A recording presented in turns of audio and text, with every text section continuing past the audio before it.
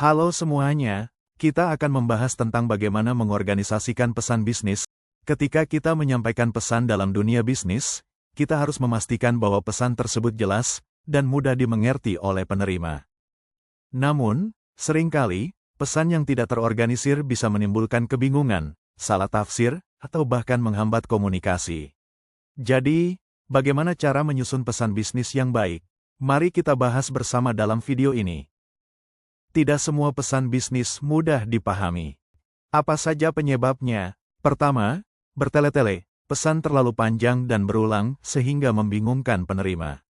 Kedua, informasi tidak relevan, terdapat detail yang tidak berkaitan dengan tujuan utama komunikasi, sehingga mengurangi efektivitas pesan. Ketiga, ide tidak logis, urutan atau hubungan antara dalam pesan tidak jelas, membuatnya sulit dipahami. Keempat, informasi penting tidak tercakup, ada bagian penting yang terlewat, sehingga mengurangi kejelasan pesan. Mengorganisasikan pesan bisnis yang baik memudahkan pemahaman, menghemat waktu, dan meningkatkan profesionalisme dalam komunikasi. Lalu apa alasan mengapa kita perlu mengorganisasikan pesan bisnis dengan baik? Ada 4 alasan. Yang pertama, memudahkan pemahaman. Kedua, mempermudah penerimaan pesan. Ketiga, menghemat waktu. Dan yang keempat, mempermudah pekerjaan komunikator. Memudahkan pemahaman. Pesan yang tersusun dengan rapi akan lebih mudah dipahami oleh penerima. Mempermudah penerimaan pesan. Informasi yang jelas dan terstruktur meningkatkan efektivitas komunikasi. Menghemat waktu. Dengan menyusun pesan secara langsung ke inti, kita bisa menghindari kebingungan dan mempercepat pemahaman.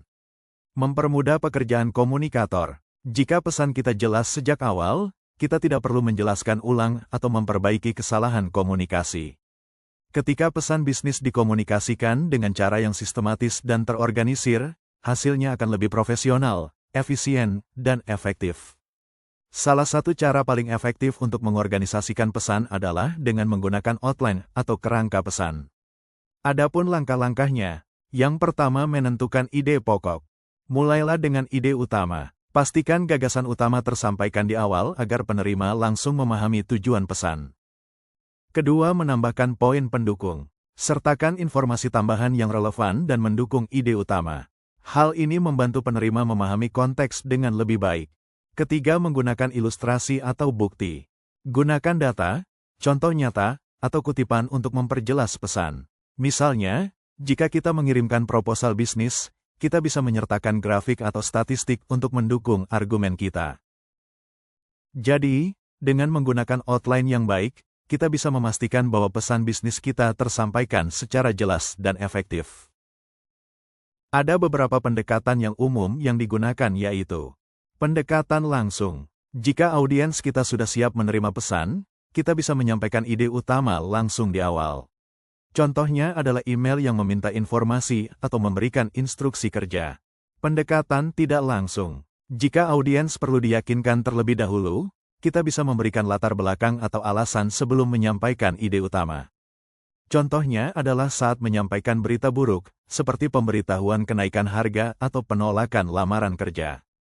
Ada beberapa jenis-jenis pesan bisnis, yaitu 1. Direct request, 2. Good news goodwill, 3. Bad news, 4. Pesan persuasif. Direct request, permintaan langsung tanpa penjelasan panjang. Misalnya, permintaan dokumen atau instruksi kerja. Good news, goodwill, informasi positif, seperti ucapan terima kasih atau pengumuman promosi. Bad news, pendekatan tidak langsung digunakan agar dampak negatif lebih halus. Contohnya, pemberitahuan PHK atau kenaikan harga.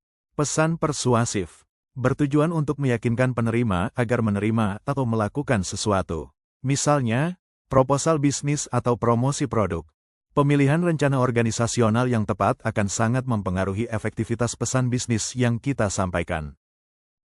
Jadi, dalam dunia bisnis, komunikasi yang efektif sangat bergantung pada bagaimana kita mengorganisasikan pesan kita.